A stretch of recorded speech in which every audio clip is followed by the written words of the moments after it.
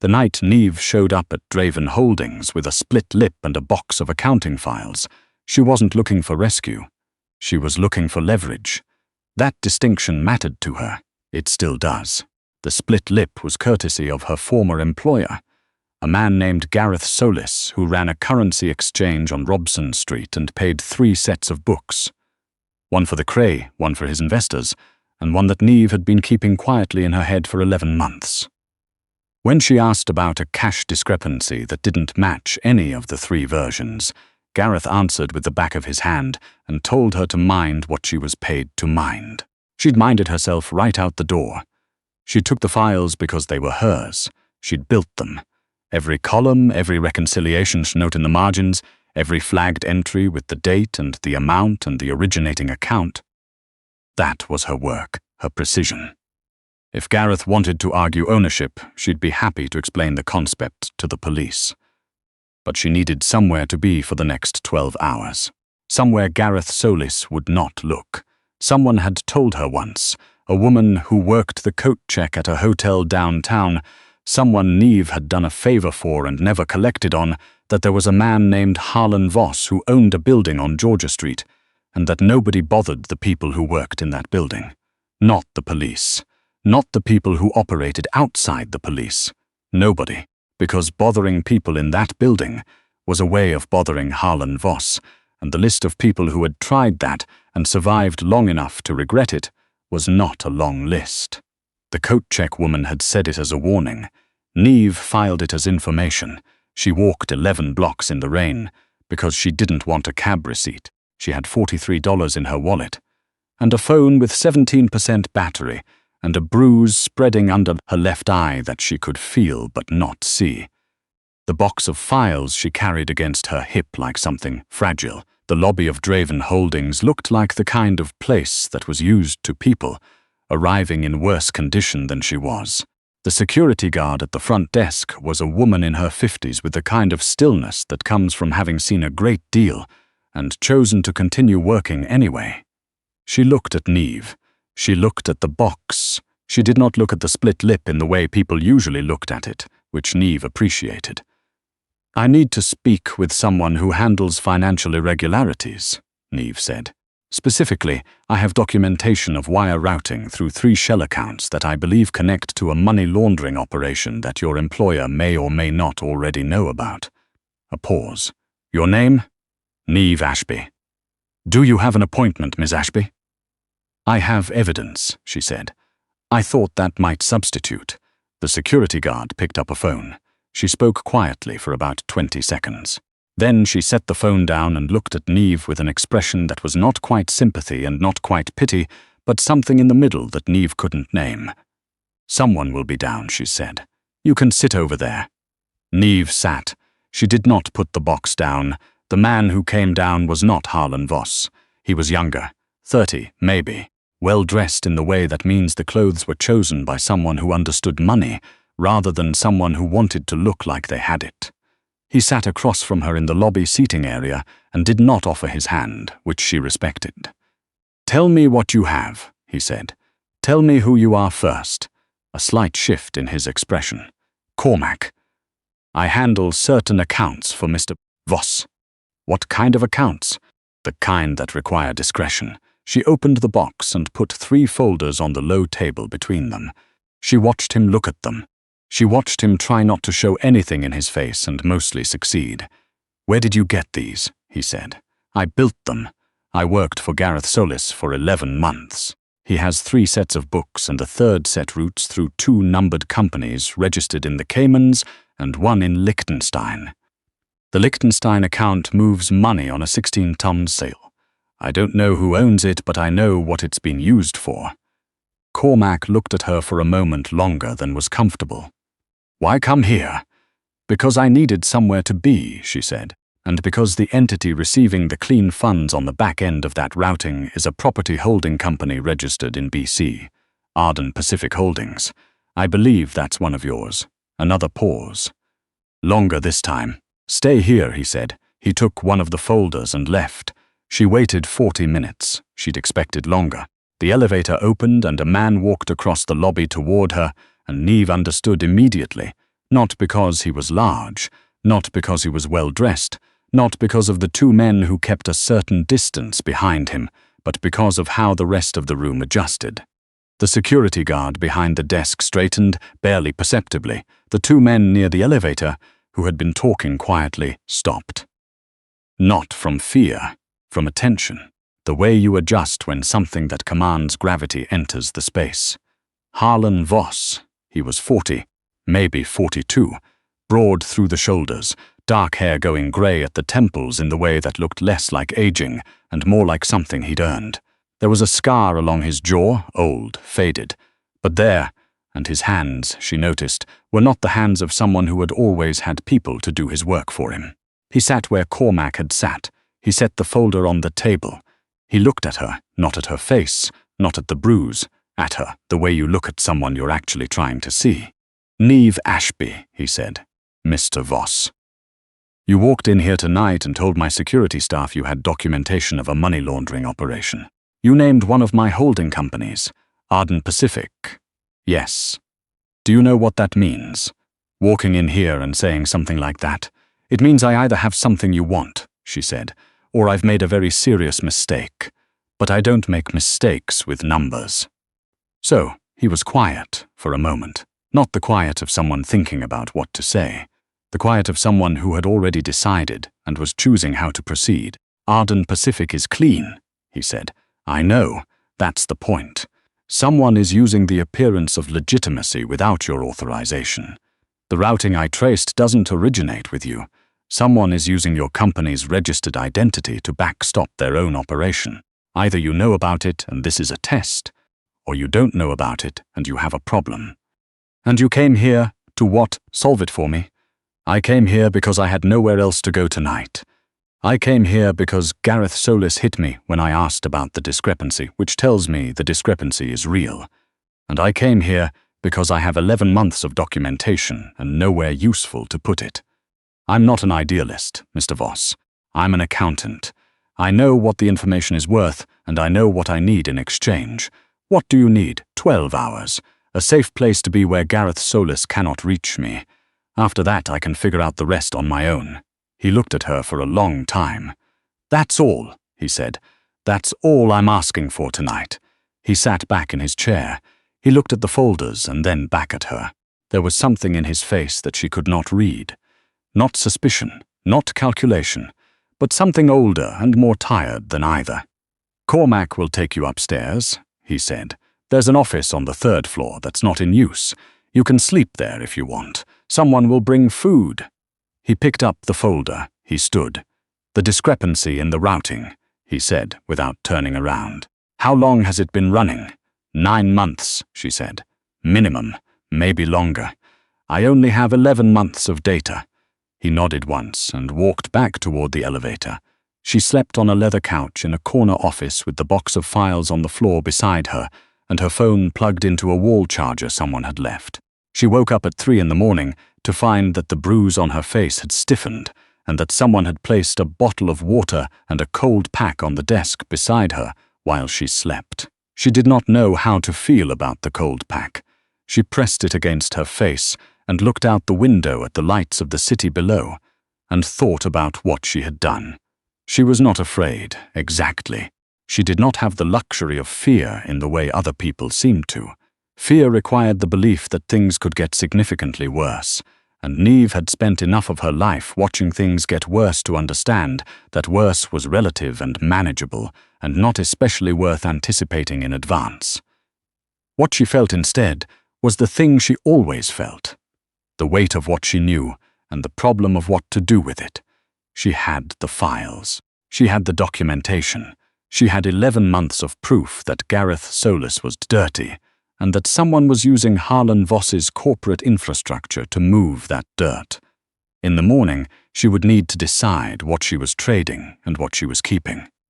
She was still deciding when someone knocked on the office door at 7 in the morning. It was not Cormac. Voss looked like he had not slept, or had slept briefly and poorly, and considered it sufficient. He was dressed differently, darker, more casual, and he carried cups of coffee from the kind of place that did not put logos on the cups. He set one on the edge of the desk near her. He sat in the chair across and drank from his. "The 9 months," he said. "Did you track it backward or did you catch it live?" "Backward first. Then I started tracking it as it came in." "Why didn't you flag it sooner?" "To whom?" she said. "To Gareth?" He already knew. "To the CRA?" "They'd want to know how I knew, and the answer is that I was building his books, which makes me a material witness and possibly an accessory depending on how they interpret the timeline." "To the police?" She looked at him. "The routing ends at one of your holding companies. I wasn't going to flag it to anyone until I understood what I was looking at." He was quiet. "You knew about Arden Pacific before last night," he said. "It wasn't a question. I knew about it for 6 weeks. I spent those 6 weeks trying to understand whether you were a co-conspirator or a target. The answer affects what the information is worth. And what did you decide? That the routing was too sloppy for you to have sanctioned it. If you wanted to use Arden Pacific for something like this, you wouldn't route it through Solis. Too visible. Too local. The risk to benefit doesn't work. Whoever is doing this is using your infrastructure because they think they can, not because you told them they could." He set down his coffee cup. "You're very direct," he said. "I find it saves time. Most people who come into this building with information like this are looking for money or protection. I'm looking for 12 hours, she said. "I told you that last night. Your 12 hours ended 2 hours ago." She looked at him. "So tell me what you actually want," he said. She had known this was coming. She had spent the 3 in the morning awake time deciding. "I want the documentation to go somewhere useful. I spent 11 months on it. I don't want it to disappear into your filing system and become leverage you hold over someone. I want Gareth Solis's operation shut down properly.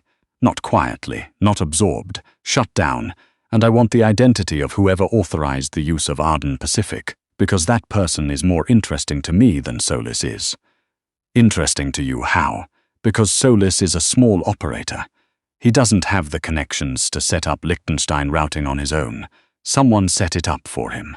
That someone has a network. I want to know what the network looks like." She paused, professionally. Voss looked at her for a moment. "You want to work," he said. "I want work that's worth doing. I've spent 4 years keeping books for people who didn't deserve the precision I brought to it. I'm tired of that. The work I have isn't clean. The work I've been doing for 4 years wasn't clean either. The difference is that yours, at least, seems to require actual competence." Something shifted in his face. Not quite amusement, not quite respect. Something that lived between the two that she didn't have a word for yet. "I don't hire people I don't know," he said. "You don't know me," she agreed.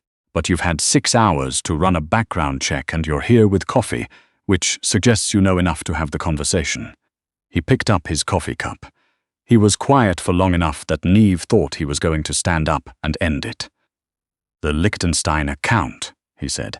"You said it runs on a 16-day cycle. The last transfer was when?" 8 days ago, she said. "Give or take a day based on the clearing times I've seen." He looked at her steadily. "Which means the next transfer is in about 8 days. "Yes, and you can document it in real time. I can document it better than anyone you currently have," she said. "And I don't need to be asked twice." He stood. He walked to the window and looked out at the city for a moment. Not the way people look at views, but the way people look at things they own and are not finished thinking about. "Cormac will draw up something," he said. "A trial arrangement. 90 days. I'll need access to the Arden Pacific books, all of them. Not just the clean versions. You'll get what you need. And Gareth Solis." He turned from the window. "Mr. Solis," he said slowly, "is going to have a very difficult autumn." She thought about the back of Gareth's hand. She thought about 11 months of careful, quiet work and the particular satisfaction of precision applied to justice. "Good," she said. The 90 days were not clean. Nothing about the arrangement was. She worked out of the 3rd floor. The unused office became hers by incremental accumulation. First a desk lamp, then a filing cabinet with a lock that only she had the key to. Cormac was professional and wary in equal measure. The 2 men who kept a certain distance behind Voss were named, she eventually learned, Prescott and Danik, and they were polite to her in the cautious way of people who did not yet know what category she fell into. She was not afraid of any of them. She was, occasionally, afraid of herself, of how naturally the work came, of how easily she moved through the architecture of the operation's financial infrastructure, following money the way other people follow conversations, understanding the grammar of it, the places where the syntax broke down and revealed something underneath. The Liechtenstein transfer came in 7 days, not 8. She caught it in real time. She flagged it to Voss at 11 at night through the secure messaging system Cormac had set up, and Voss responded within 4 minutes with 2 words. "I see it." She didn't sleep that night either, but this time it wasn't anxiety keeping her awake. It was the particular alertness of someone who has finally found the right problem to be working on. The person behind the Arden Pacific routing turned out to be, after 6 weeks of careful excavation, a man named Tillett, who operated out of Toronto and had 4 legitimate businesses and 2 illegitimate ones, and who had assumed correctly that using a Vancouver holding company as a backstop would put him far enough from direct scrutiny. He had assumed incorrectly that the holding company's financial infrastructure was unwatched. When Voss dealt with Tillett, Neve was not present. She did not ask what form it took. She had documented the routing clearly enough that the outcome was not her concern. Her concern was the documentation, the precision of it, the integrity of the record. She did not tell herself she was doing good work in a moral sense. She was doing good work in the sense that the work was done correctly and completely, and that it served the purpose for which it was designed. That was enough. On the last day of the 90-day arrangement, Cormac came to her office with a folder. "Renewal," he said. She looked at the terms. They were better than the first ones, significantly better. "He could have started here," she said. "He doesn't start anywhere," Cormac said. "He adjusts based on what he learns." And what did he learn? Cormac looked at her with the expression of someone who has decided to say something true. "That you found the Tillett connection 8 days before the rest of the team did, and that you did it without being told to look." She looked back at the folder. "There are 2 shell accounts in the Malta structure I haven't finished tracing," she said. "I'll need access to the international transfer logs from the last 18 months. I'll get them. And I want the Solis files back. All of them, not copies." Done. She signed the renewal. 3 months into the second term, she was working late when Voss appeared in the doorway of her office. He did not knock. He rarely knocked. She had not known, he said. "Cormac's birthday dinner." "Cormac's birthday." He didn't mention it. He doesn't mention things. He expects people to know. A pause. "You've been here 14 hours. The Malta accounts have a quarterly reconciliation pattern. The quarter closes in 3 days. It'll still close in 3 days if you go home tonight." She looked at him. He looked back at her. There was something in his face that she had been slowly learning to read over the past 6 months. Not warmth exactly, not anything that soft, but a kind of careful attention that she had come to understand was, for Harlan Voss, the highest form of consideration he extended to anyone. "Is that concern, Mr. Voss?" "It's a statement of fact. I'll go home when I've finished the reconciliation." He was quiet for a moment. Then he walked to the window, same city, and stood with his hands in his pockets. "That split lip," he said. "That first night, Solis ancient history. You walked 11 blocks in the rain, I know. I was there. You could have gone to the police. I had no idea if the police were in his pocket. I had a box of files and a bruise and a decision to make." She looked back at her screen. "I made the decision that made sense. You walked into a building controlled by a man whose operations you had partial documentation of and offered him the rest in exchange for 12 hours of safety. It worked. It could have gone very badly. Most things could go very badly. That's not a sufficient reason not to do them." She paused. "You let me stay. You brought coffee. I had you checked out in 20 minutes. You were exactly what you said you were. So was it concern or calculation?" A long pause. "Both," he said, "usually both." She looked at him for a moment. "The Malta accounts," she said. I think the quarterly reconciliation is going to show a distribution to a numbered company in Cyprus. I think the Cyprus company has a Canadian director. I think you're going to want to know who that is before it clears." He turned from the window. "How sure are you? Sure enough that I'm staying until the quarter closes?" He nodded once. He moved toward the door. "Cormac will send up food," he said. "I don't need. He'll send it anyway. He's trying to make up for not mentioning the dinner." She turned back to her screen. She heard him pause in the doorway. "Neve," he said, "not Miss Ashby. Not her last name, her name." She looked up. "The work you're doing," he said. "It matters. I want you to know that." It was not a thing he said easily. She could tell from the way he said it, carefully, without the distance he usually kept in place. She filed it the way she filed everything, precisely in the right category, available for reference. "I know," she said. He left. She turned back to the Malta accounts. Outside the window, the city went on doing what it did. She finished the reconciliation at 11:47. The Cyprus company had a Canadian director, just as she'd expected. His name appeared in the records with the calm inevitability of all things she had already half known, and she flagged it and attached the documentation and sent it through the secure system. And then she closed her laptop and sat in the quiet of the office she had accumulated piece by piece over 6 months of careful, necessary work. She thought about 12 hours. About the cold pack someone had left while she slept. About coffee from a place that didn't put logos on the cups. About the way Harlan Voss had said her name like he'd decided to mean it. She was not the kind of person who trusted easily. She had not come to Draven Holdings looking for rescue, and she had not found rescue there. What she had found was something more durable, more suited to what she was. Work that required precision, a structure that held. A man who adjusted based on what he learned and who had learned in 6 months that she was not a liability or an asset, but something more complicated and, she suspected, more interesting than either. She picked up her bag. She turned off the desk lamp. She did not look back at the office as she left, because she would be here tomorrow, and the day after, and the quarter after that. Some decisions don't announce themselves as permanent. They just quietly become true.